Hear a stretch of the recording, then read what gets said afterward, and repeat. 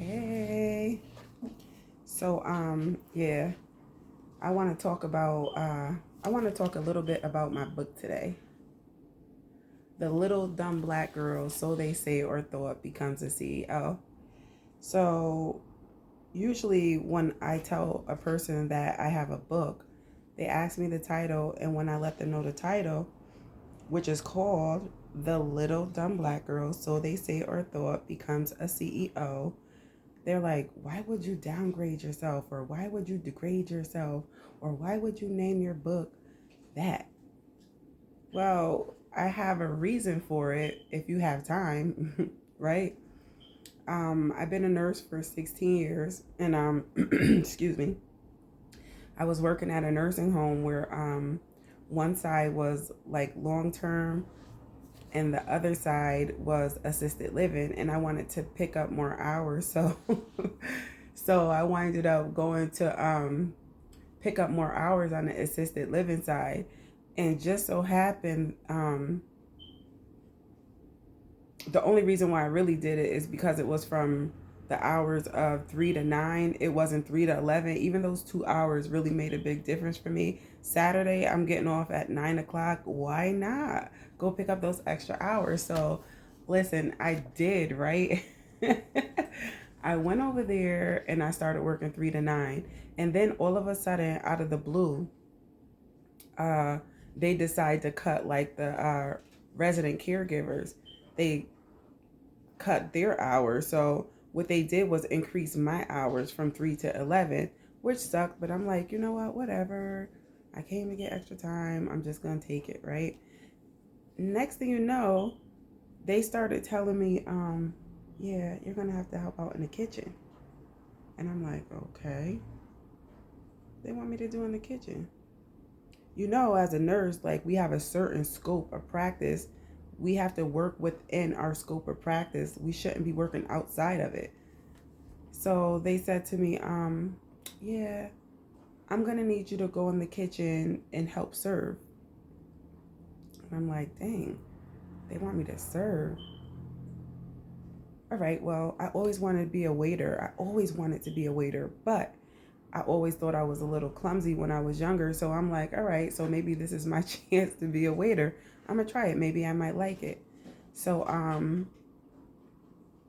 that was one thing. And oh, we need you to, when we serve, we gotta collect the food, we gotta wash the dishes, we gotta set up for like the next day. So here's how the book came about. I will go over there and I will have to do all these things that was beneath my scope of practice that my boss on the assisted living side told me to do. And when I got back to the long side, and usually it would be a Friday, I'm like, girl, guess what they had me do today? And they like, what? I'm like, girl, they had me washing dishes. Like, who they think I am? A little dumb black girl, something? We would start laughing because it was funny, right? They'd be like, Janelle, you crazy, you crazy, you crazy. So then it was another Friday, right? And I'm like, girls, guess what they had me doing today? And they would be like, what? And I would be like, girl, they had me serving people, pouring the juices and pouring the this and that, like I'm a waiter or something. I'm like, who they think I am? A little dumb black girl or something? Listen, that had to have happened when they had me doing things beneath my scope of practice, probably like more than like 6 times. And I'm gonna tell you, that last time that I said, who they think I am, a little dumb black girl or something, everybody started laughing. But at this moment, I kind of didn't really think it was funny. I was like, you know what? I walked to the copy machine where I was working. I pulled out a piece of paper and I was like, I'm gonna write a book and I'm gonna name it The Little Dumb Black Girl, So They Say or Thought, Becomes a CEO.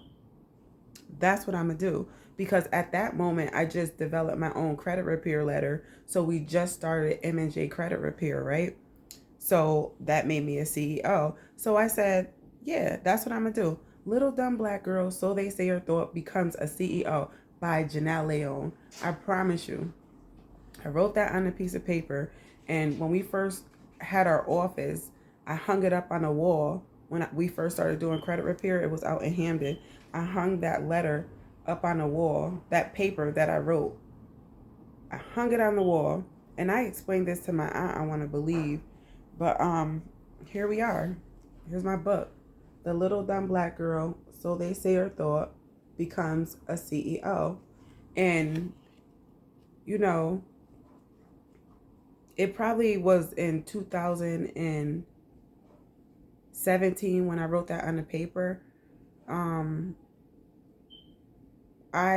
am an author, a publisher because I published my own book, and I started a book publishing company.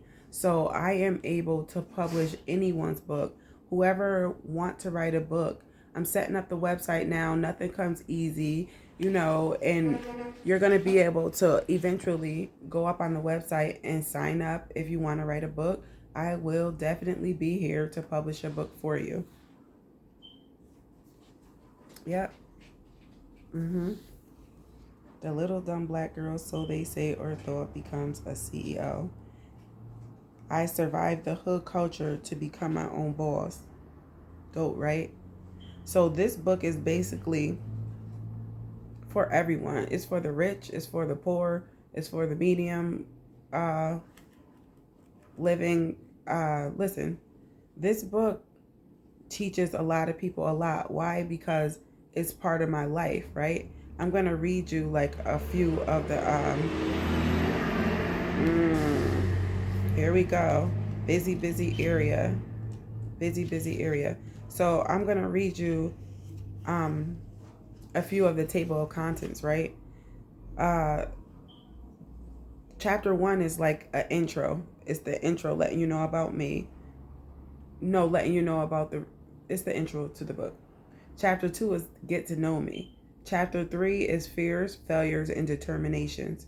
Chapter 4 is knowledge and power. Chapter 5 is my experience with meditation and the law of attraction. Chapter 6, start thinking positive for growth and humbleness. Chapter 7, why and how I became a CEO. Chapter 8, I have evolved. Chapter 9, the way you live your life is solely up to you, because you could listen to whatever anybody want to tell you, but the way you live your life is solely up to you. That's completely up to you. You could take their advice, you don't have to, like, that's up to you. And chapter 10 is M&J Credit Repair 101.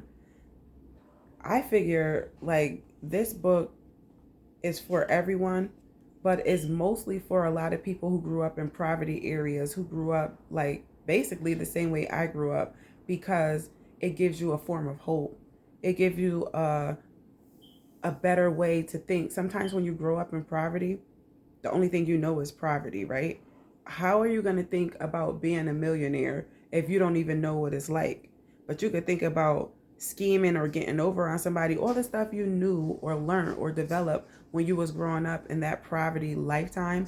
Like, you could think about a lot of stuff, right, to get you through. But you don't think about buying a house or financial literacy because you don't even know how to budget or pay a bill.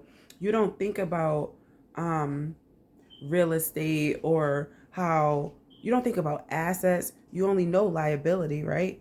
You don't even know what assets or liabilities are.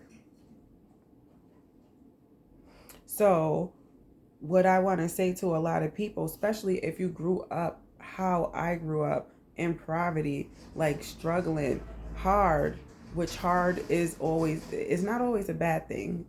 It's always good out of everything, because that's just the type of God we have, right? He don't put you through like anything just because. Like, if you had a hard life, start praying, asking him to show you what you need to do, because you had a hard life for a reason. You didn't have that hard life so you could just sit there and start being miserable and down and depressed to try to figure out what happened to you, or uh, feeling like a victim or something.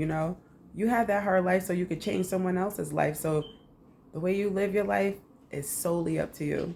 I encourage everyone to go and buy my book.